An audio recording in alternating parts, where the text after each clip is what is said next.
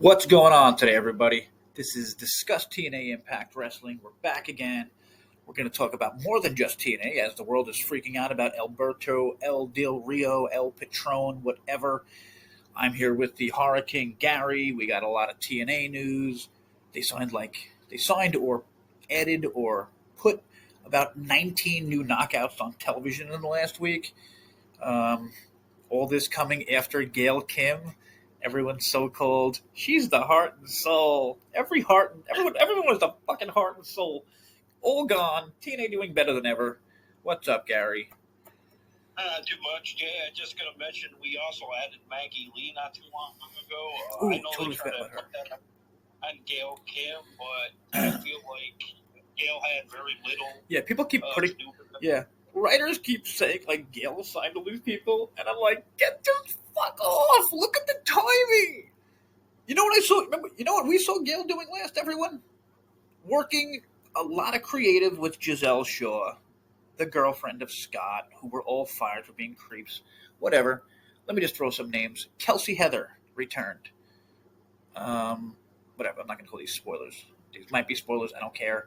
These are just names I'm throwing out. I'm not going to say any matches or anything. Kelsey Heather returned. Myla Grace and Harley Hudson debuted at on Explosion this week. They're both signed now. It was just announced Myla Grace is signed. Gorgeous knockout. Harley Hudson is the gut check winner. So they said she was what? What's the word, Larry? Larry. Sorry, shout out to Larry. Hope you're feeling better, dude. What's that word, Gary? When you get stuck overseas or some shit and you can't get into America? Oh, work visa. Yeah, that visa thing. Yeah, I need to Google that one time because I really, have no idea what the fuck that. I mean, I know what it means, but like, that's kind of what TNA's always struggled with. Yeah, how many times has that happened with TNA? Yeah, that always happened to them, and then like they're always having issues of getting like using actual music that is by a band too. Like they don't want to show up that extra buck or whatever for music for their entrances. Yeah, well, we do have news about what could fix that, but let me just throw out two more names fast. Maserati and Vipress also there. Okay, so we're going to talk about the tapings, the spoilers from the tapings on Friday after the live show, after we talk about the live show. But I got to just say, these spoilers are usually shitty on paper. Like, almost even always. Like, when they're great, you know what I mean? Yeah, They're usually like, this looks alright, or this. Like, these spoilers look incredible. I've never said that about spoilers in my life because, like, it doesn't happen that way. Like, I don't know, it doesn't work on paper like that. No, and it totally screams a lot of knockout centric stuff coming forward. So, totally. I guess latest huge news, as per PWI, Eric Thompson and Ross Foreman are the new vice presidents of TNA, which means they are now basically Scott and Gail. I've never heard a bad thing about Tompkins. Foreman, I will pass on and give to Gary. I'll just say it. He's been around a while, and I feel like anyone who's been around that long should go. But maybe he's the one person who's really good at it. Oh my God! Here, thank you, Wrestling Inc. Foreman has been in his role of head of media relations in TNA Wrestling for 2 decades. Wow, is he doing that good of a job? That he's the only one who didn't get fired and he got moved up. I mean, that's kind of crazy. But again, I don't know. Maybe he's the one guy who wasn't an idiot backstage. You know what I mean?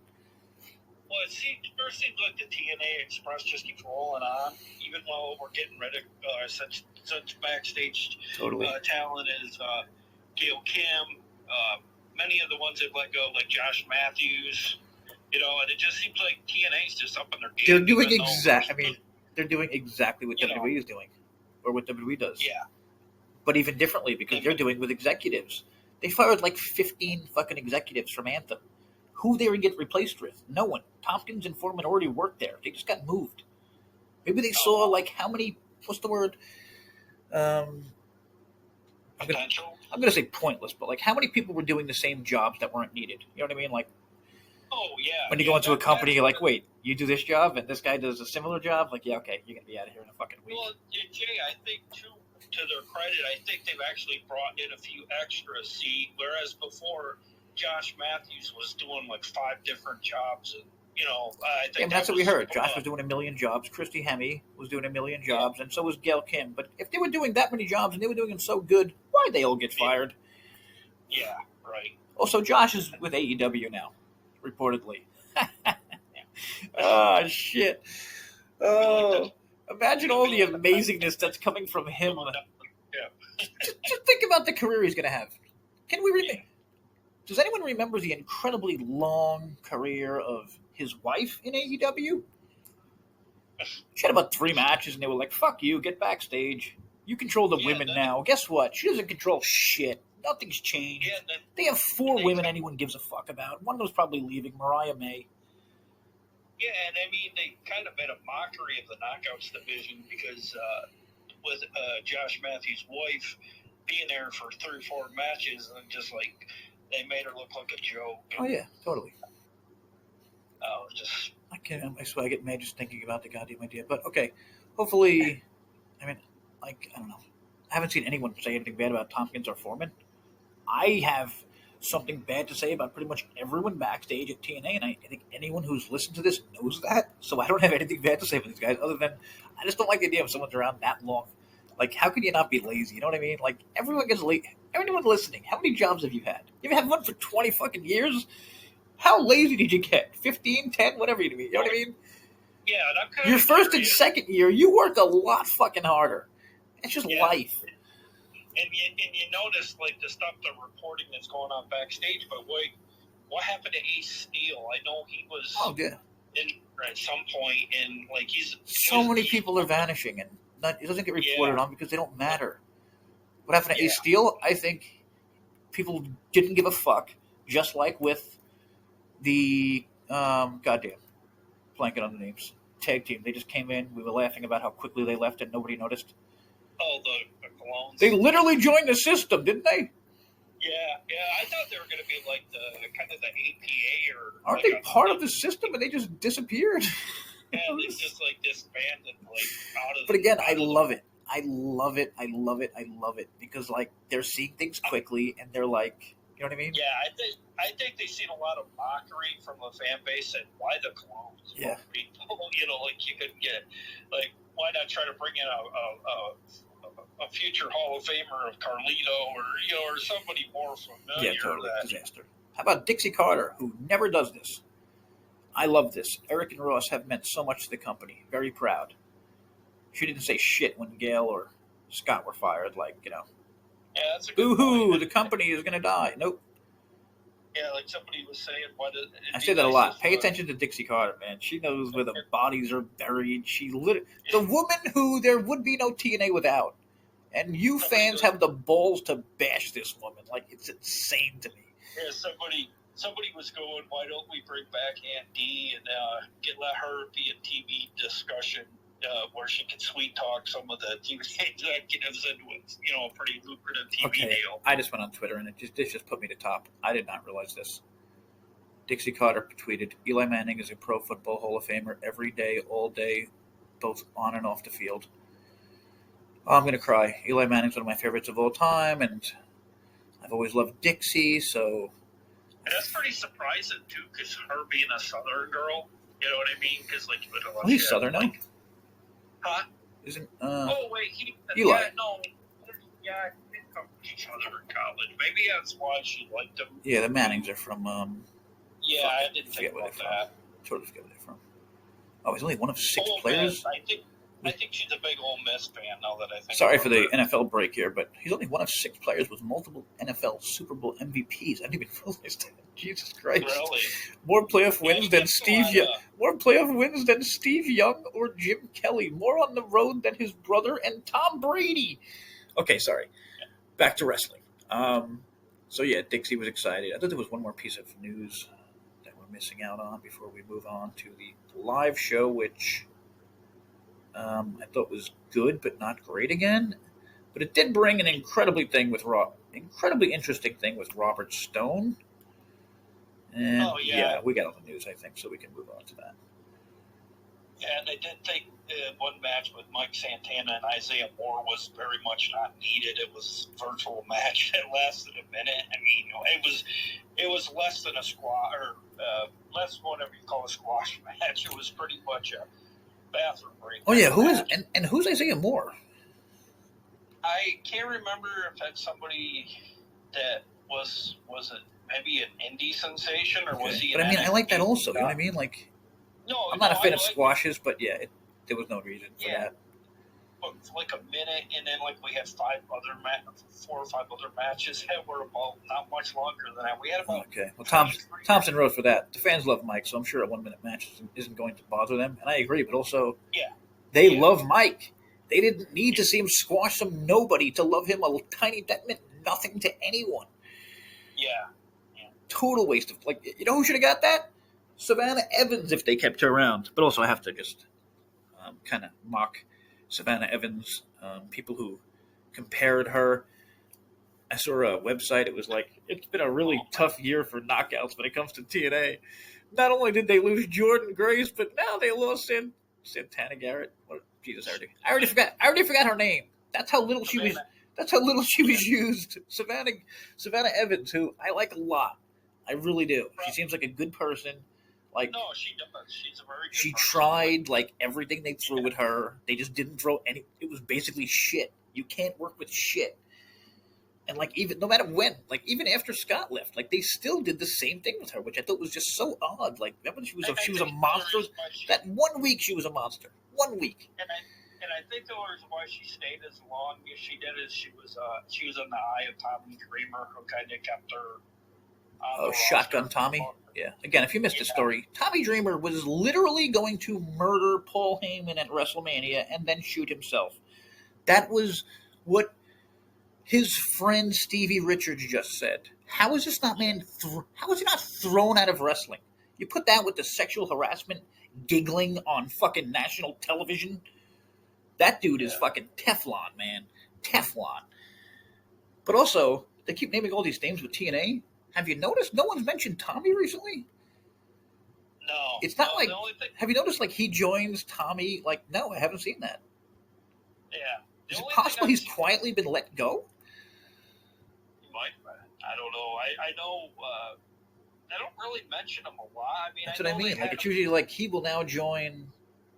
They had him on the panel at the top of the ramp at the last. That nightmare fucking panel when they were all stoned. Thanks for reminding me about that one. Yeah. They were all stoned except Dreamer, who was just half asleep. Yeah.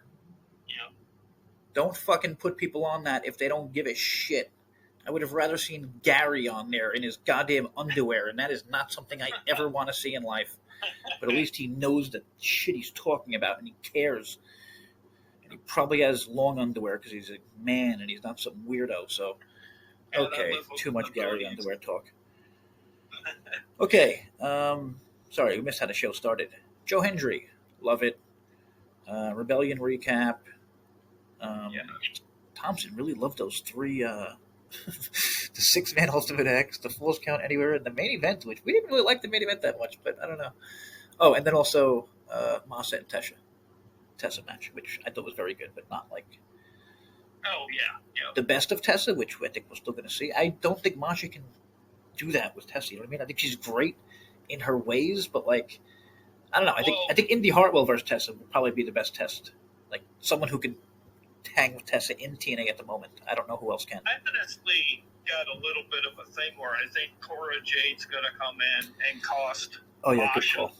The title. Good call. I really want to talk about Cora Jade. She was released from WWE along with a shitload of other people, which totally normal. WWE does it every year. Literally. Maybe they take a year off sometimes. Maybe they sent Mickey James a trash bag. Oh, yeah. And you know who freaked out the most about that? Chelsea Green. The same Chelsea Green who I recently unearthed a picture with convicted child sex offender JaySin rants from a video. But that wasn't enough for the world, so I decided to actually get the video teaser. Now, I can actually play this for you people because I want to hear what you all think.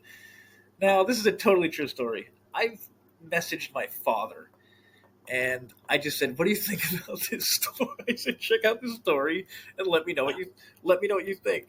And the first thing he did was he said, "Looking at the title, mentioning porn is too much." And I said, "I totally thought the same thing. Now do me a favor and listen to and watch the video." He watched the video and he writes back, "What the fuck was that?" And like, I don't know another way to explain it other than go to WrestleVoice, the only place that has it, and listen to this. Ready? He's even moaning. No, yes.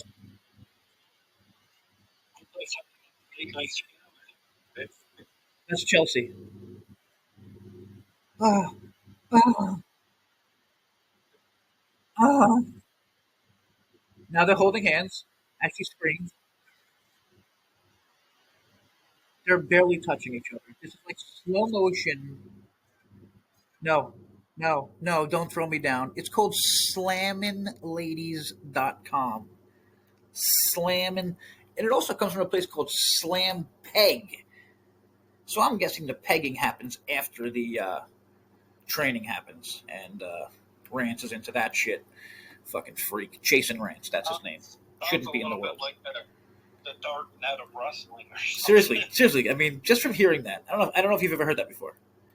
No. Like, did you hear the moaning that I heard? Oh yeah. Thank you. Okay. Yeah, totally. Like, I'm not a crazy, and like, if you see the video, like, they're wrestling in slow motion, basically. No, I watched. I think you said. Okay.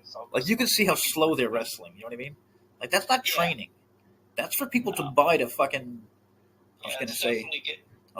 Or whatever you want to say. Yeah, thank you. I was gonna say something worse. Thank you. To get the rub on, exactly. That is exactly what it's for. And you know who makes money off it still?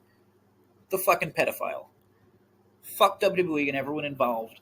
Booker T, who hung out with this guy right before WrestleMania, which I didn't even realize. It's so much more messed up than I thought it was. Because it was right before WrestleMania. He got a picture of Booker T right before WrestleMania to add to his collection of Hogan and all these others. You don't think he shows that to girls? Like, check this out. You know what I mean? These young fucking girls who know no fucking better. And then they're fucked for life. And nobody cares. I wonder how they would have booked Chelsea. Say you would have threw that, you had that video, you would have threw it their way. I wonder if she would have been like getting that belt taken off or been fired. Oh, totally, yeah. I mean, listen, again, to be fair, this was probably, I don't know, 10 years ago. I don't know how Chelsea. This was a very young Chelsea Green. I unearthed it because I'm like, fuck. She has this holier than thou thing, and it makes me sick to my stomach. And you know who else has this holier than thou thing? Her husband, who might be the biggest phony in the history of wrestling. And it sickens me to see him on TNA television ever. Matty Cardona. Yeah, who might have also single-handedly tried to kill Slater. Oh, yeah, that's a good point. Yeah, I didn't even realize that. Everyone check out that video of when Slater falls. The one person who does shit. And it looks like he actually backs away from him. Yeah, he literally was practically on the top of the ramp, I think. Yeah, okay, so ready for this? Matt Cardona. To the recently released, you have three choices. Fade into obscurity. Coast off your WWE name. Work your ass off. Reinvent yourself. Have a lot of money and a lot of fucking fun. Love the indie god. First off, I gave you the name the Horror King. Who gave this guy the name the indie god? You can't give yourself a nickname, bro. No. But also, do I even have to explain why this is hypocritical, or do you already know what I'm going to say? What's that? Okay, ready? I had Google pull this up on Matt. Ready? Matt Cardona says he has stated he would love another opportunity to wrestle at WrestleMania or Madison Square Garden. He even suggested his return under the Matt Cardona or Zack Ryder persona would be a significant event. However, he also acknowledges that he hasn't been offered a contract to return. Cardona's wife Chelsea has also voiced support for her husband, hinted they are waiting for his return to happen. Despite Cardona's ongoing desire and speculation, there is no confirmation or announcement from WWE regarding his future. My point was, before that, I said, this dude begs to go back to WWE all the time, Gary. You know this. Oh yeah, and he comes off like that one character in Major League. I think it was played by Corbin Burns. Oh, totally. Once great. Roger Dorn. And now he's afraid to take a dive. Roger Dorn. Yeah. 100%. Very much of him. Phony. Yeah, exactly. He was a phony. Totally. And I mean, I just hate the indie god thing. Like, you can't give yourself a name. No. Yeah. Except for me. I gave my name JaySin because that's the beginning of my first name and last name. Totally makes sense. I'm not calling myself a fucking god, especially when I mean, goddamn. Like, it's so fucking hypocritical. Speaking of hypocritical, I wrote about Joe Lanza today from Voices of Wrestling. Who is Voices of Wrestling? It's a website that's still out there. Joe is openly racist. He was canceled for about a month, but allowed back into the community because he's friends with people like Sean Sapp, the douchebags at bodyslam.net, who I saw retweeting Voices of Wrestling, which nobody does. You can look it up. Look up who retweets, who likes Voices of Wrestling. Look at their comment section. Nobody even comments anymore. They're basically dead, but they're still out there. And it's like Fightful and a few others are trying to bring them back to life, which it's so disgusting. These are the same people who have been hanging the 19-year-old girl over words they can't prove. I'm looking right now at 1, 2, 3, 4, 5, 6, 7, 8, 9, 10, 11, 12 disgusting tweets from Joe Lanza. Yeah, wasn't it Sapp, too, that said somebody big was going to show up at, what was it? Oh, yeah, Sapp, who's friends with Lanza. Yeah, and Sapp, who, all of you, please do me a favor. Check Sean Sapp's Twitter account yesterday. If it's not still there that he had a total meltdown and cursed at a bunch of fans, it means he deleted it. He literally told a fan to go fuck himself. Which, listen, like someone asked me, like, you didn't post who he was telling to go fuck himself. I'm sorry, that's not the point. It wasn't me, though. It wasn't one of my accounts. Yeah. That was my friend Larry's thought, co-owner of the site. Yeah. So then he it was two things. Ready? Go fuck yourself, you weird, worthless, low-level troll. This was someone who was just calling out Sean's facts. This is what he does. Why are you lying again? I called you a worthless loser and an obsessive, weird little creep. You are also a bitch, but I hadn't said that prior to now. This is why. Check out Fightful.com, people. He used to be able to tweet from there all the time. His owner doesn't trust him with it. He removed his power. People are still paying a man who is not trusted by the owner of his fucking place. But back to TNA. Joe Hendry, really good shit. Talking about Trick Williams. He called out Trick, didn't show up. Called him out again. He was on screen. Yeah, I guess he got a happy birthday chant from the crowd as well. Yeah, that was cool too. Yeah, I think that was before the show started, which, very cool. I think, was this crowd amazing or was it me? No, I liked the look of this band. No, I mean in terms of sound. Yeah, how it looked. Yeah, some people did point out, like, if you take a shot from the opposite angle, it didn't look good. Literally, what you can do at every AEW show, nobody's on that other fucking side. Yeah, well, the thing is, Jay, I think they were looking at it like, this is the same place we had Rebellion from. And I believe, right? This is where we had Rebellion. Yeah, because it was the next night. Yeah. Yeah. And we did the tapings, and they had some tapings that night actually. So I think they just went back the next afternoon. Yeah, they were trying to compare, and I'm like, you can't compare a pay-per-view. Like, the fan base is going to be a lot. Yeah. The venue's going to be fuller for one. Yeah, but I mean, Jesus Christ, how about we go back a few years? You guys want to go back to fucking wrestling on a baseball field? Remember that? Yeah, I remember. Do you remember that on the baseball field? Yeah. There was about I'm not kidding, 13 fans possibly. It was the saddest thing in the history of TNA. Will on Asylum goes, since when have we gotten to be bitchy about a couple thousand fans? Yeah, thank you. Holy shit. Thank you. 100%.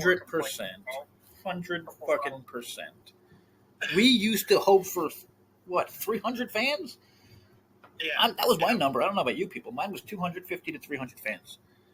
Oh yeah. Now it's like an easy 1,000 all the time. Like, shut up! You don't always have to complain about everything. Can't you just be happy? And I know that should not come from me, who is literally writing evil things all the time. But that's me, and that's my journey, the impossible dream. I'm the man of La Mancha in the wrestling world. Sorry, I don't know where that came from, but I love Man of La Mancha.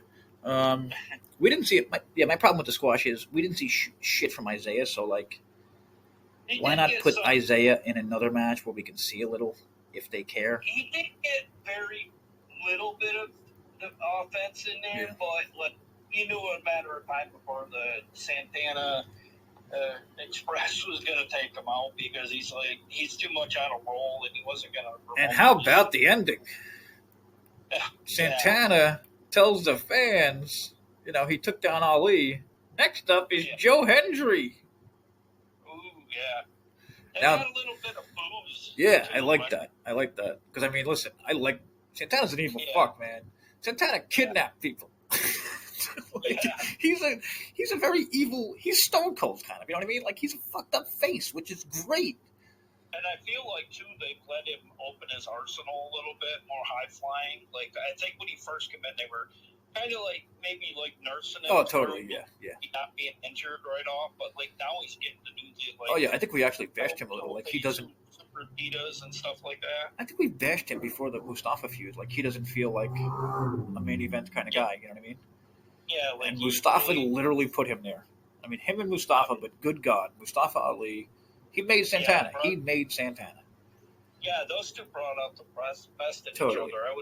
I think I can watch your feud for those. I really thought it was going to keep going. I'm shocked it was over. I mean, I'm happy though because I don't like long feuds. Like whatever the fuck is going on with. This is good because this is the next match. International champion Macklin and Eric Young. Like, it's just so confusing that he was in his brain. Remember that? Like, like, I thought that was cool, but like, I mean, I guess it is cool if you could go back and that will make sense to you. But I don't know. Like, we know. Okay, great analysis. Great analysis by Thompson. We're not Macklin's friends. No one will stand up for a warrior. Oh, come on. It's so true. I don't know. That one vignette they did out at the campfire, that one was really cringe for me. I thought it was. Yeah, no, I agree. Yeah. Kind of implying that they were like maybe Brokeback Mountain. Oh shit! Never thought of that. Oh, like two guys bonding around the campfire. Yeah, see, I swear, that was the one where I turned my mind off. I was like, yeah, I give no fucks about this. Like, they just got to a point where, like, I don't know. I enjoyed the whole Macklin left, and then Young got into his head, and then he came back. But like, it still doesn't make any sense. All I care about is Macklin is the fucking champ. Yeah, he's gonna beat Eric. He's gonna beat Eric Young when they wrestle again, and then the feud will be over. So that's all. Okay, then things get. Wait, no, sorry, I didn't get really interested yet. Morella was furious at the Northern Armory. Macklin tried to attack them. Security held them back. Morella made another singles match for next week. Really? For what? For who? A singles match? Morella made another singles match for next week after the Northern Armory was attacking Macklin. Macklin attacked the Northern. I guess it's Macklin versus the Northern Armory guy next week. Whatever. Oh, okay. I guess I must have missed that. Okay, this was cool. The commentator showed highlights of the ending of Ultimate X, which was a botch, but like also, I don't know, man. I feel like they knew it probably was going to be a botch, and they still could have done this. You know what I mean? Yeah. Because, like, they've done it now in a way that, okay, it's controversial, which is really cool, instead of ignoring that shit and just acting like Moose won. Also, very interesting, I don't know if you saw this. On Twitter, TNA has a Twitter poll. Who is the true X Division champion? 75% aimed for Leon Slater. Oh, did they? I didn't see that. And I saw so many people saying he took the title off to Straff. That used to be the rule. Yeah. And like, I don't go back I don't go back that far with TNA like you do. And like, I just hate don't change rules like that. Their argument, but their argument is too that his feet actually did land. Yeah, that too. And then the pipe goes flying. Yeah, that's what I mean. There's two different arguments. Yeah, there's multiple arguments. Like, some are saying once he took the strap off, it's over. The match is over. That's when every goddamn Ultimate X should end. And then somebody was like, point out when if somebody has to fall. And I couldn't find one, to be honest. I mean, how many cool pictures? I mean, just think about Ultimate X. How many cool pictures can you think of the wrestler hanging down, holding the title, meaning they won? You know what I mean? Yeah. Like, I'm just picturing in my head. I can see Austin. I can see Austin Aries. I mean, I think it was a pretty good scheme thing to do, but in a way, it's the kind of thing too that makes wrestling look kind of all the more scripted as well. Yeah, I'll give you that. Yeah. But I do think, again, on the other hand, it totally sets up what you've been saying. This dude's going to be the youngest champ ever. Oh yeah. And now he has, like, the match is basically set. You know what I mean? He has to be the number one contender after Moose beat Wentz, which. You flirt with that and then not ever give it. Yeah. You know what I mean? Moose beat Wentz in 9 minutes of TV time? So what are you and Thompson crying about? You got a 9-minute match here, you big babies. Oh no, this was I got it as 6 minutes 32 seconds. Maybe you're not counting commercials or something? Well, I'm pretty sure Thompson knows time better than you. Okay, I don't know. That's what it says on Pro Wrestling. Oh, really? Okay. Fandom or something. I mean, I'm just literally reading the match. It feels. Yeah. I mean, it could be sick. Whatever. We'll look into that. Whatever. The point is, Moose won, and what was the point? Also, again, epic. Whatever kind of props, the most props I can give to Alicia, she won the match. Hell yeah. She multiple times. Just keep watching Alicia, everyone. She doesn't stand. Every other manager stands there like a fucking goof these days. Alicia, at every moment, she's fucking with fans. She's trying to get the ref's attention, and here she held Wentz's leg and won the fucking match. Oh yeah. And then I thought coming out of this episode, the May 1st episode, I thought the Moose and the Zachary Wentz match was the best match of the night. Yeah. In terms of I think Thompson agrees. 3 3/4 stars. That was a fantastic match, especially seeing it was under 10 minutes. Yeah, I don't think Thompson would say it was 6 minutes fantastic. So there was an injury update, which again I love this because they're getting paid to do these injury updates. Oh yeah. You know better. You know better how that wording goes. Yeah. Yeah, they had 2 of them, I think. And then they had 2 injuries. I can't remember the first. Hendry and Slater. Oh. Okay. Oh, sorry. Wait, was it 3? No, I'm sorry. They said Mustafa Ali was banged up but okay to compete, and Tasha Steelz had an upper body injury after going through a table. And as I laughed at it, Thompson wrote, "I laughed at that one." So we are totally on the same page. Gia interviewed Mustafa, very flustered, and walked off. Skyler spoke on his behalf and says he hasn't been the same. I love that. I love that they're continuing that. And then, good God. Yeah. Oh, my God. This is so great. Cody Dean in promo. Fuck. Thompson, my man. You're the greatest, dude. Oh. Ready how he starts it? I wish I didn't have to cover this. Yeah, it's established that... Us too, Thompson. Yeah, it's established that Cody wants another chance, and Santino's sitting there telling him we've had too many chances. Dude, how about this, which I love that Thompson noticed, because I'm not sure if a lot of people did. He's talking about his career, 25-year career, and his family, and he was getting what chance? That's how little fucks people give about this dude. Like, because that's somebody else's gimmick. And then he said something about his kids, and the crowd started chanting, "He's got kids." And then Dieter said, "That's someone else's gimmick." Like, yeah, you don't have a gimmick. You never did. That's why nobody cares. This is not a. Yeah. That's why you can't come out years later and be like, "Oh, my 25-year career where I won like 2 matches on TNA, and I'm only here because I'm Scott's friend." I kind of feel like he's going to stick around, though, and he's going to be like a... I don't know. I mean, I think he might have been after this, but, like, he's playing the ultimate easy face, and nobody fucking cares. Like, there's just... That's right. Again, great analysis, Thompson. I don't like any of this. Dina isn't believable in any regard. He was fine as a heel ally in a stable, but the fans were booing him as he gave a heartfelt promo. Yeah, that's just fucking... Oh, yeah. That's a wordsmith, folks. But I mean, with him being an agent or whatever, production agent, whatever he is, backstage, I just got a feeling they're going to keep him around and like let him be the whipping boy from the system, because they've been having him like interject themselves with fucking the 2. Thompson is on a roll this week. Jesus, what a killer week from Thompson.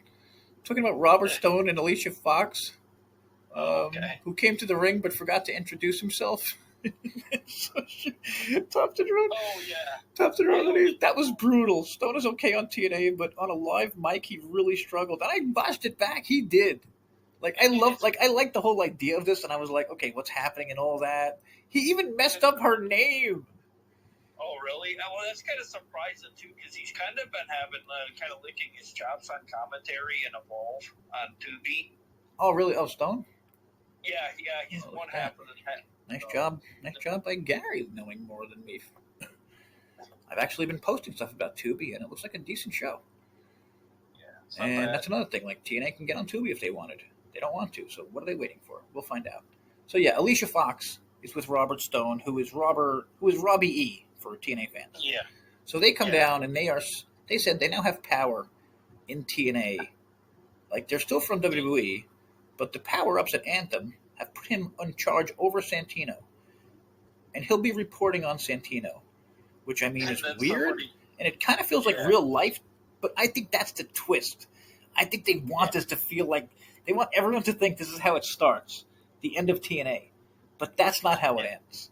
TNA goes their separate ways at the end, which is why they've been adding these knockouts and, moving people in positions and adding vice presidents that aren't in pajamas, that haven't had pajama parties. Yeah, go ahead. Somebody was kind of nitpicking about what Stone had said, and he's like, well, these big wigs have me watching your every move, and then somebody was like, yeah, but wouldn't the big wigs upstairs, wouldn't they be watching the program every week already? It's kind of weird. It's one of those weird, stupid wrestling things I guess you just got to go with. Why wouldn't they just bring in their own guy? You know what I mean? Yeah. But whatever. I think that's what they want us. I think they want us all to believe this is going to be WWE taking over, and this is how it is. But I think at the end it ends up being like an NXT versus TNA thing or whatever.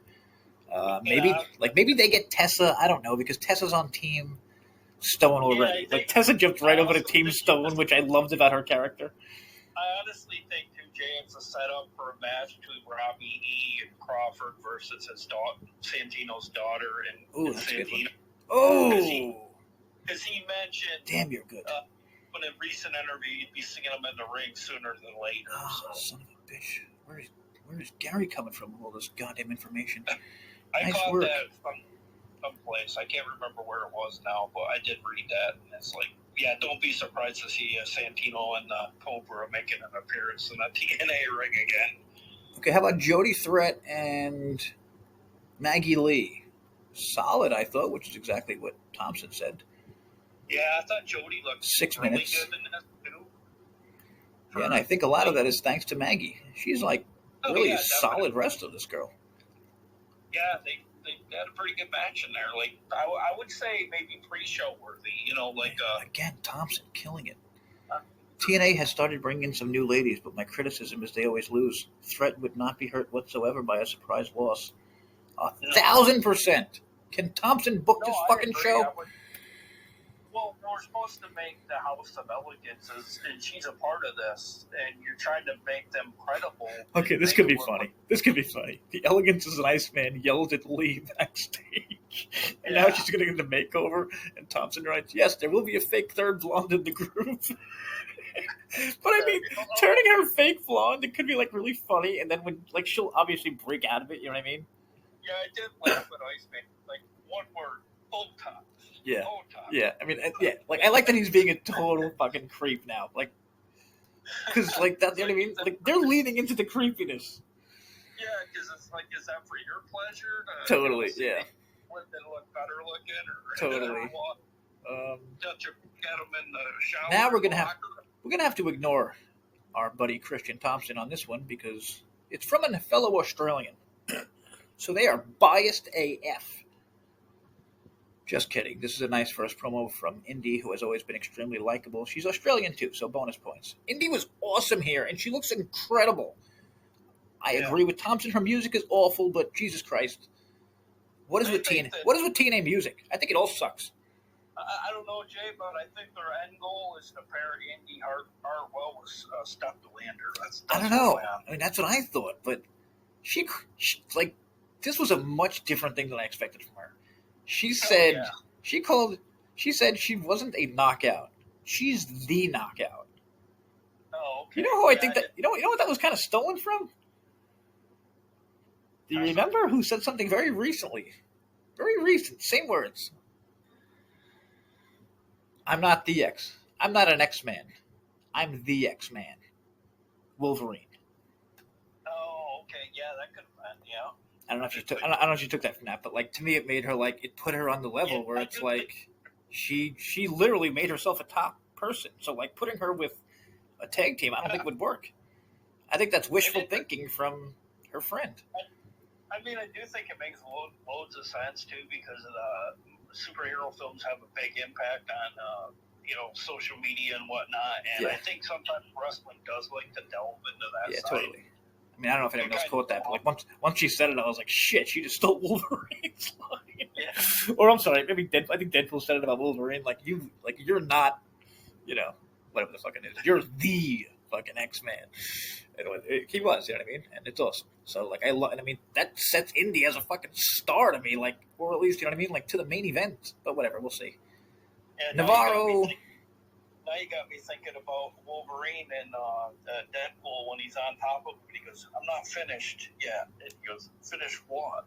Yeah, now I want to watch fucking Wolverine and Deadpool again. So next up was Navarro with Francis against Slater, and I got to agree. Slater threw him back in the ring, hit the 450 after 5 minutes. Man, that's such a cool move. It really is. That might be the best finisher in wrestling. Oh yeah. The 450. Yeah, again, I feel like this was so like 5 minutes. These guys are fucking probably the two best real X division guys. Yeah, that's a Slater and Navarro work really well off each other too. Yeah, and I feel like they kind of. It didn't really look rehearsed like a lot of X division matches. No, they had really good chemistry. Yeah, they did. They seemed like they knew each other's moves inside and out. This could have been like a match of the year if it went 15 minutes. It went 5. But like whatever. Slater needs another win, and again, I think him and Moose is the next match, and I think he's going to beat Moose.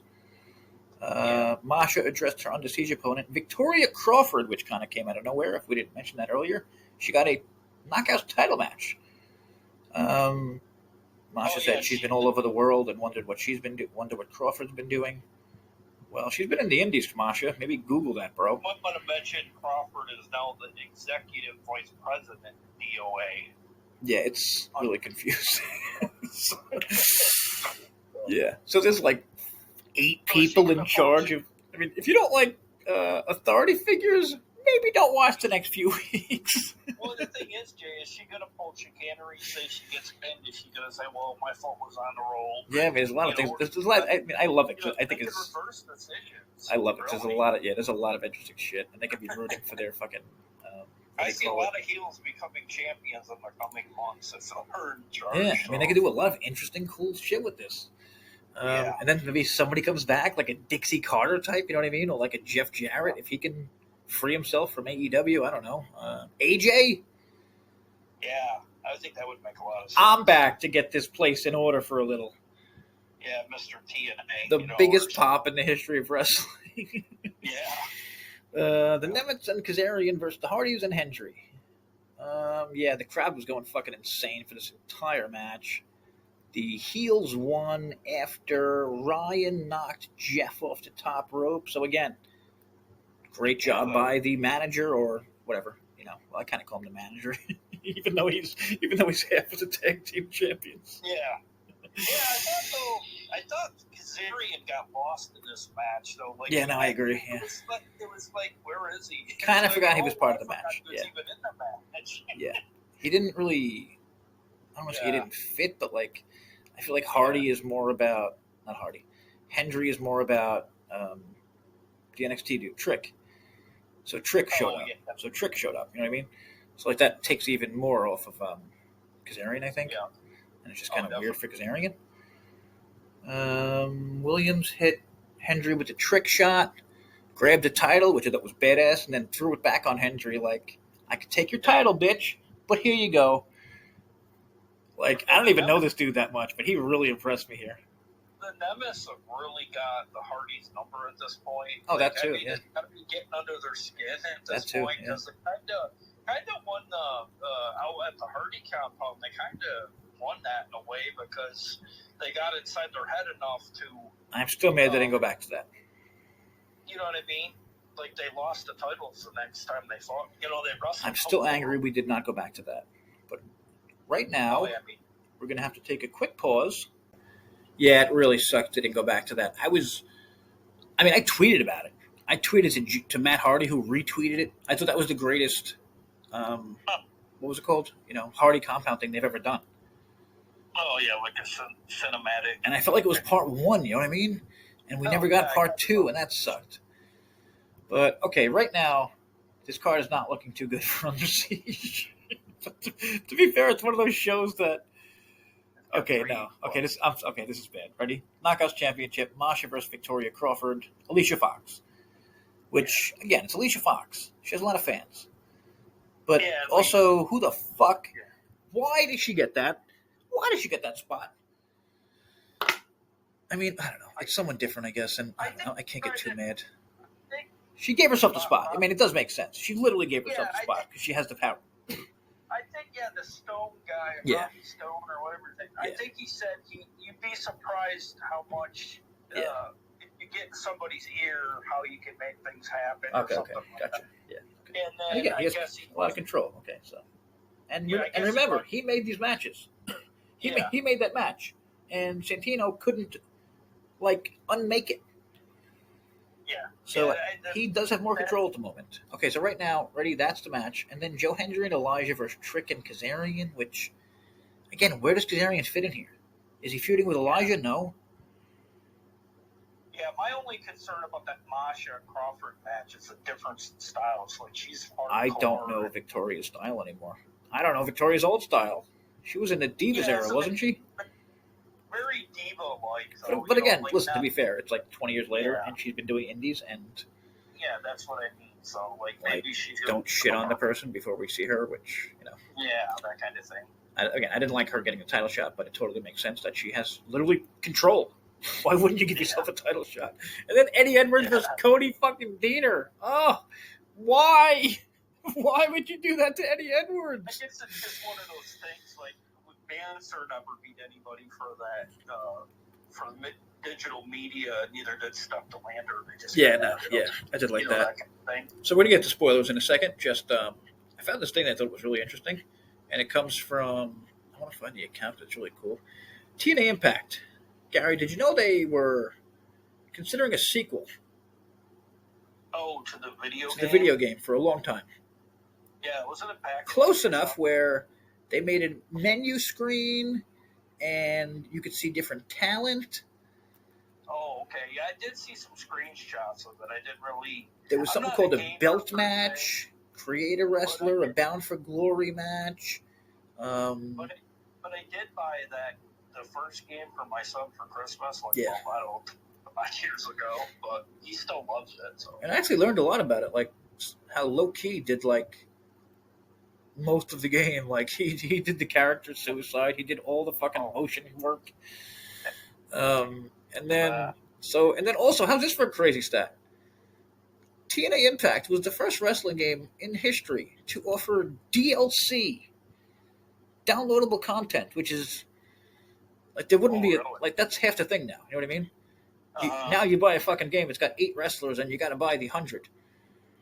So the last one, this is from This Gen Gaming on TNA. Really cool. The planned TNA Impact 2 video game character selection screen. It looks like the roster was planned to have over 58 playable characters.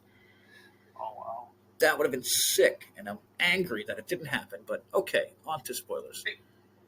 And speaking of years gone by, this Saturday marks the 23rd year the Impact's been in business, so... Yeah, what am I missing about that? The whole episodes thing? Is it consecutive on a network? Is that how AEW got that? We lasted longer than WCW thing when TNA lasted 20 years longer than all of them? Yeah, I don't know. I think there's many ways they can try to doctor things to make it work. Yeah, like the WWE fake numbers and whatever. Yeah. Okay, just really quick. Harley Hudson, the winner of Gut Check. Myla Grace also signed, a former competitor for Dream Star Fighting Marigold in Japan. If anyone knows that place, I don't. They wrestled for a 10-minute time limit draw, which I absolutely love. They never do that. It's explosion, 2 new girls. Why have one of them lose? Yeah. And again, if you missed it, she's gorgeous. Okay. And we might want to mention that Gia Miller, I believe, does commentary from Explosion. Yes, and she should be doing it for maybe the entire goddamn show instead of the dramaless King. So, really good spoilers. Here we go. Spoiler time. Get the hell out of here if you don't want spoilers. Spoilers. Okay. Leon Slater defeated Royce Isaacs, another fucking guy we haven't seen, right? I know that name. No, I know him too. I know him from Championship Wrestling from Hollywood. He's had some kind of gimmicks, but yeah, I agree. Yeah, New Japan, and I think he kind of reconfigured himself in terms of being better in the ring, better shape. Probably. I'm guessing not much of a character since he is tag teaming with Jake something, or he did last year. Oh, but Might former NWA tag team champion, so that was probably a while ago. Also known for Bloodsport, DDT Pro, and like you said, Championship Wrestling from Hollywood, 2017 to 2020. Yeah, he was there for a while. Yeah, that was the longest place he was at. Oh, Ring of Honor. He had 2 little stints. Okay. That's right. I think I remember him from. And of course, he was All Elite for a while because who the fuck wasn't? Jesus, you and I were Jesus Christ! When are we getting that? Okay, Frankie Kazarian was featured in a pro. I'm just reading what the actual report, because it sounds a little weird. Was featured in a promo segment proclaiming Joe Hendry cannot beat him. I mean, I guess he hasn't, right? Right. I got to think about that part. He hasn't been pinned by Hendry. So Trick Williams appeared and talked about Hendry, leading to Hendry making an appearance, as well as Elijah. Santino came out and indicated a tag team match would happen Under Siege. Robert Stone came out and said, go fuck yourself, Santino. That match is not happening. But it's been announced for Under Siege, so it's like, I'm so confused. And I do wonder where we're going to get Uma and all of this too, because Uma, the NXT World Champion.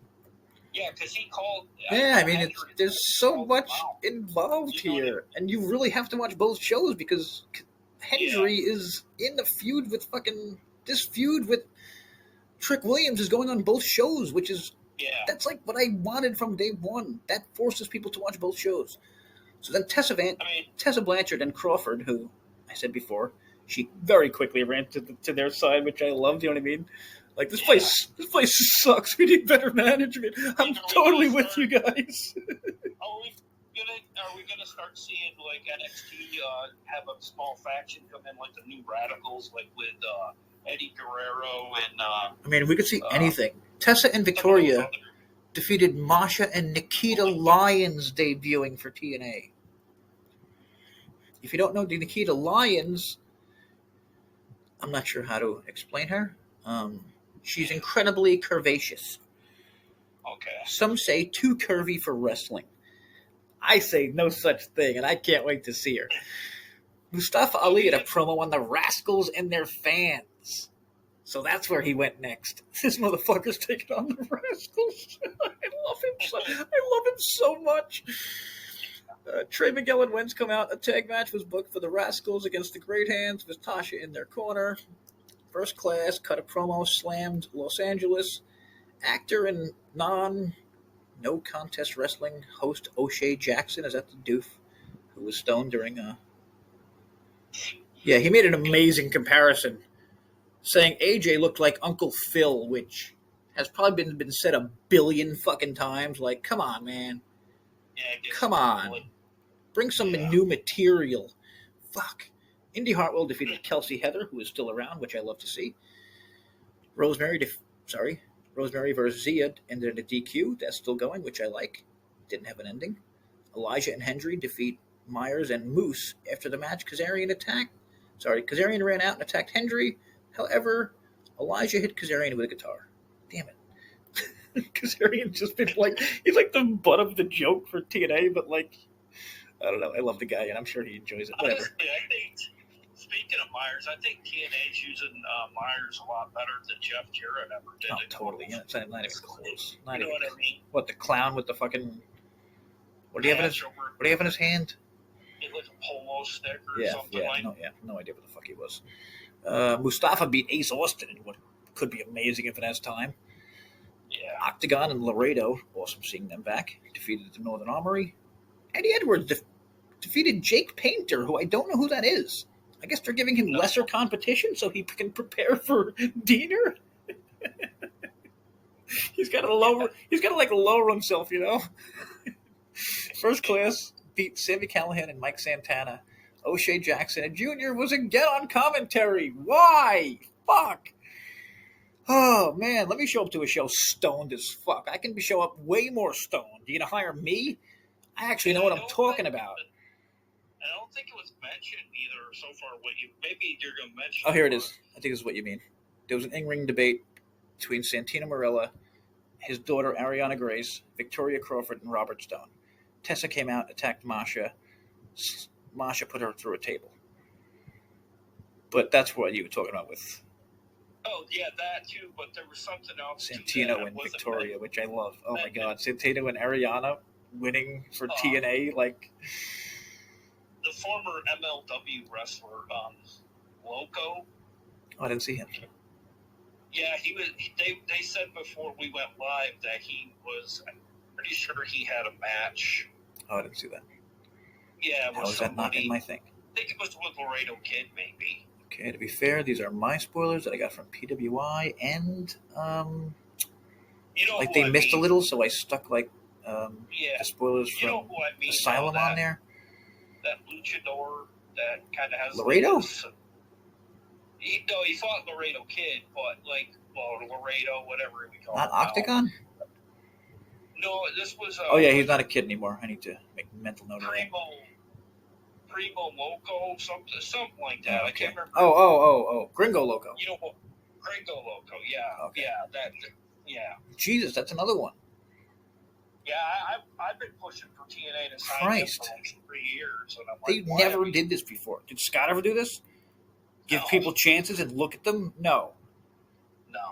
He had 5 fucking people he was in love with. He pushed the shit out of them. Whatever. I'm not going to a fucking Scott thing. I'm actually hoping we see something where it says he signs, because I think he could be can you imagine a match with him and Leon Slater? That's what I mean. I really think they're gonna sign. I think they're signing a lot of these people. I mean, Fightful reported that this Myla Grace was signed for like 6 months. Nobody knows shit until they do. You know what I mean? Like, whatever. Spitfire defeated Maserati and Vipress after the match. Spitfire was attacked by Ash and Heather. Okay, so Ash is back. That's nice. No mention of what's her name there, though. Oh, no. What happened to, did I miss it? God damn it, you're going to make me pull up the PWI spoilers, you jerks. Cardona defeated, oh, wait a minute. Don't tell me this is fucking real. Cardona defeated Ace Austin in a triple threat match. Is that old? Cardona defeated Ace Austin and Elijah in a triple threat match. Ugh. Ace Austin's getting like the pulling the balls from creative, I feel. I mean, how are they treating Ace Austin worse? Like, what is this fucking guy doing? Yeah, and the thing is that we just had a story break that they want to sign him. And it's like that really doesn't give him any intangible to want to sign with a company if he can't have a beat. Victoria Crawford has been added to the official TNA website. Okay. That is a news update from the top fucking thing in the world, PWI. People give me shit for ads. This place is nothing but ads. There was just 8 words on a fucking page update. Good Lord. Hang on, I'm just trying to find the rest of the spoilers because I feel like I missed the thing that you're talking about. Yeah, more ads on there than a Crazy Eddie commercial, right, Jay? Yeah, my niece had a great joke. She was like, she saw my site like earlier, and she was like, "You should get some articles to go with those ads." I'm like, "You motherfucker!" I'm like, first off, you're 100% right. Oh wait, shit, there it is. Super bloody dog collar match. Yeah. Between Young and Macklin. Macklin won. Okay, this is what we missed. Okay. This was the night before. Okay. Before they went live or after? Okay, so after they went live, Matt and Jeff cut a promo saying they'll reclaim the TNA Tag Championships. The Nemitz interrupt, challenged them to a ladder match at Under Siege, which is really cruel. because Ryan then said Jeff can't get into Canada. So, why mention a fucking ladder match? So Santino comes out and books a singles match between the brothers for, I guess, next week or something. And you're right. Here's Elijah saying happy birthday to Joe Hendry before the show. Okay. I could have sworn there was a little something else, but I am not going through the disaster that is PWI trying to find their bullshit on this fucking site. Oh my god. Jesus, I thought my site was a fucking mess. If you search their site, it leads you to fucking Google. They don't even have their own search engine in their own site. I think this is a year we should pull out all the stops and do a Bound for Glory series or something. Oh, totally. Kind of makes sense of who's going to get a title shot, not just do it because of a story. Yeah. Okay, Jake Painter was in a squash, and Diener was in the corner. Jeff Hardy defeats. Hang on, these motherfuckers with so many fucking pop-ups and shit. Main event: Jeff Hardy with Matt defeats Nick with Ryan. I didn't see this at all. Wow, Jeff versus. That's pretty cool. Jeff versus fucking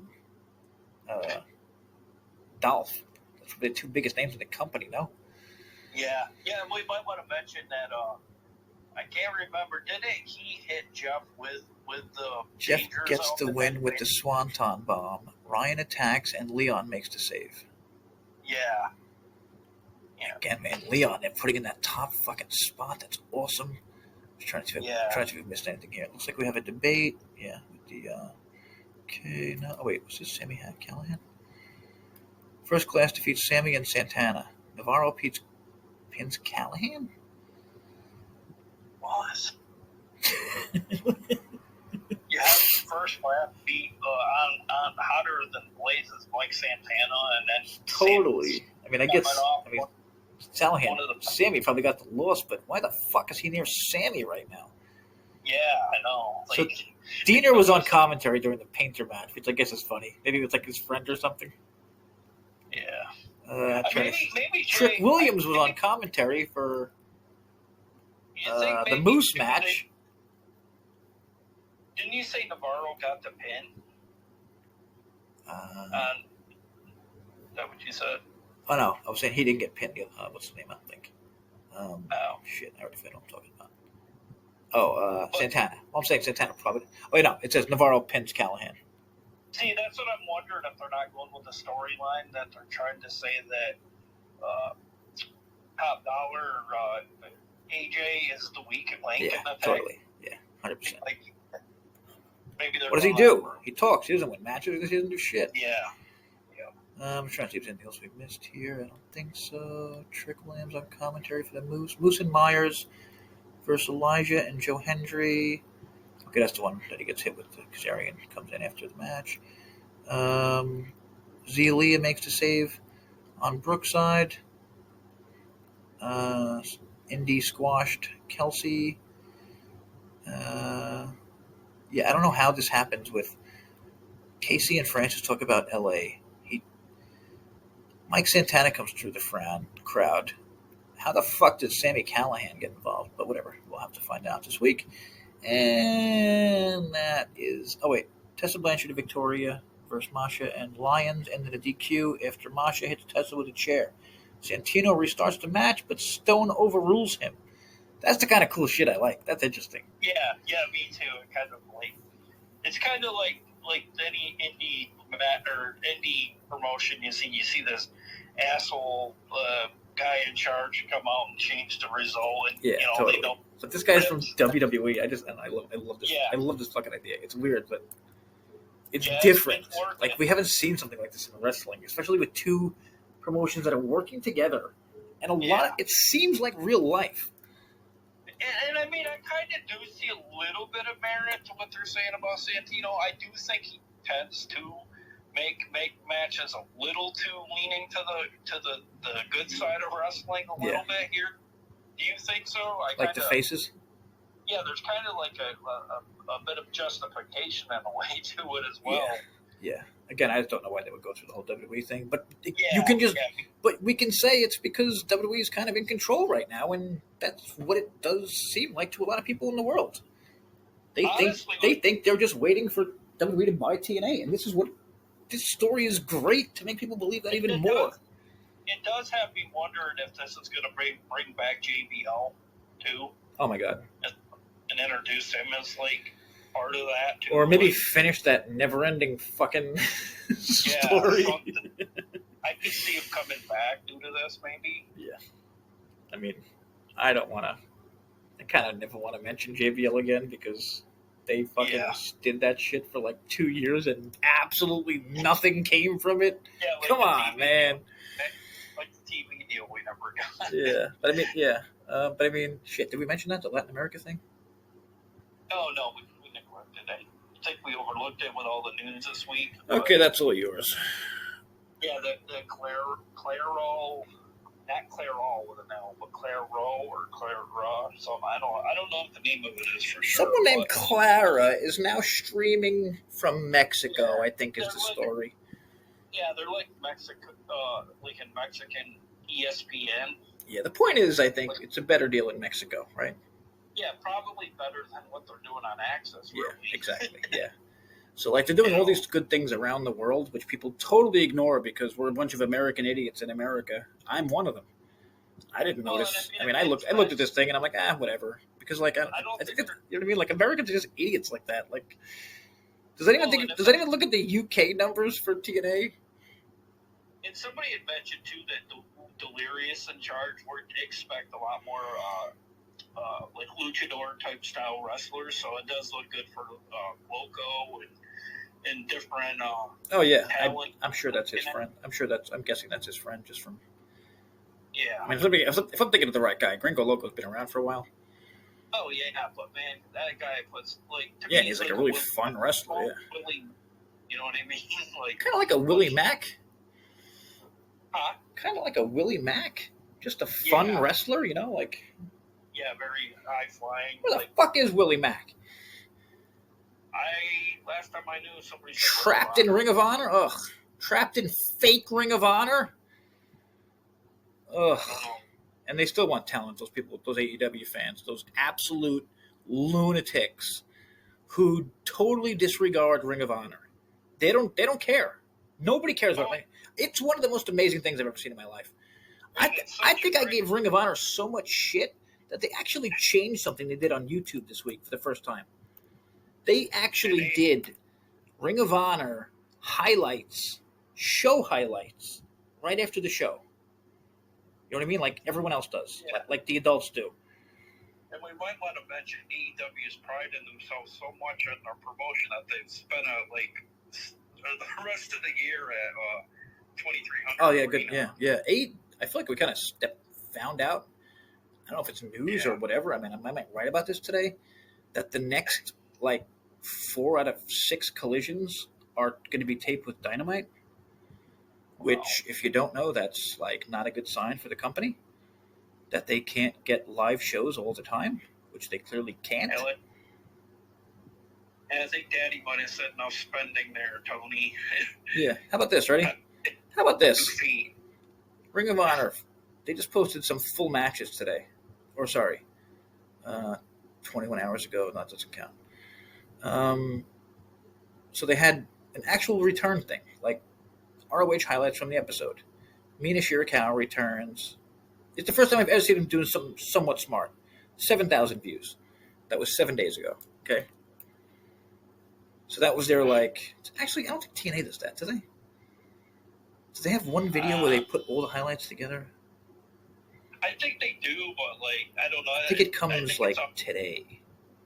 I don't know why. Yep, there it is. Whoops, I hit the wrong thing. That's Trevor Lee's theme music. we better not get hit for anything for that. My hands. No, but I would be coming to a TNA ring. Okay, ready? Here you go.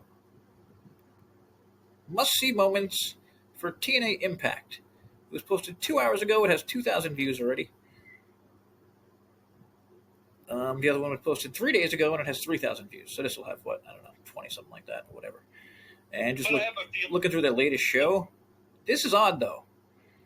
Again, I feel the numbers are pretty bad for a lot of things. Trick Williams, 135,000. That was easily the highest this week. Indie thing, 46, decent. Robert Stone and Victoria, 60,000, decent. Shocking. Moose Wentz, 27,000. And then not so shocking, Jody Threat and Maggie Lee, 16,000. I don't know. It kind of interests, and I feel like their numbers have been going down a little recently since this. But to be fair, their Rebellion numbers were fucking enormous. Oh yeah. Plus, you got Hendry's numbers from WrestleMania, which fits in like literally the millions among millions. I think that's kind of like a dying thing too. People probably just mostly watch the whole show and they don't bother going back and watching the highlights or. Yeah, see, I'm curious. Maybe I take YouTube too seriously. But I watch so much YouTube these days, and you know who else does? My really old stepfather, which made me think I have to be on the right track. My niece is like 4. She doesn't watch anything but YouTube. My stepfather's like 80. He doesn't watch anything but YouTube. Yeah, my son's like that. He watches certain. That's what I mean. Will he watch more YouTube than regular TV?